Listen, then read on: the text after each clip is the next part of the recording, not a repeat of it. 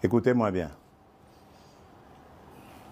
Jamais, au grand jamais, tant que je serai président de la République démocratique du Congo, je n'aurai en face de moi la délégation du M23 ou de l'AFC, là où je ne sais pas, pour négocier. Jamais.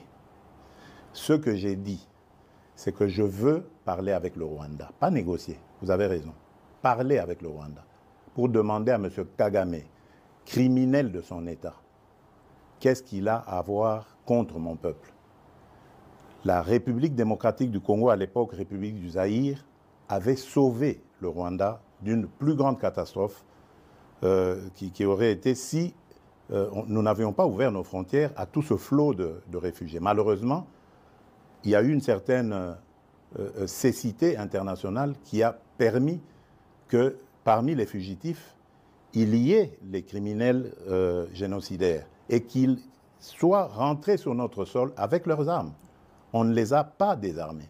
Aujourd'hui, l'enfer est parti du Rwanda et est arrivé chez nous. Et on nous abandonne à notre propre sort. Évidemment, le régime criminel de Kigali en profite parce qu'il découvre que c'est une région très riche en minerais et en produits de tout genre, agricoles et autres. Et il veut en faire maintenant son espace. Et ça, nous ne disons jamais, il n'y a rien à négocier. C'est chez nous. Ce qu'ils n'ont à faire, c'est une seule chose, de plier bagage. Et si je veux parler avec le Rwanda, c'est pour ça, pour dire, bon, c'est quoi votre problème? Pour nous laisser tranquilles. Pas pour vous donner quelque chose, mais pour nous laisser tranquilles. Si vous pensez qu'il y a encore quelque chose chez nous, on va la régler et on vous règle ça et puis c'est terminé. Ils ont donc parlé des FDLR. Nous sommes aujourd'hui à Luanda pour parler de ces histoires-là. Cesser le feu et comment régler le problème de FDLR. C'est tout.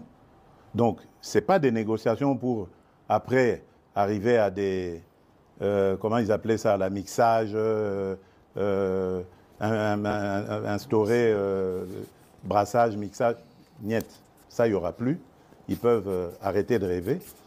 Et d'ailleurs, c'est parce qu'ils le savent que vous avez vu qu'ils ravivent encore ce M23, coquille vide, dans un territoire d'ailleurs qui est sous leur contrôle. Donc vous voyez que c'est de la propagande en fait. Ils veulent faire croire que, d'abord ils font cette comédie, ils font dire au M23 qu'ils ne se sentent pas concernés par Luanda, alors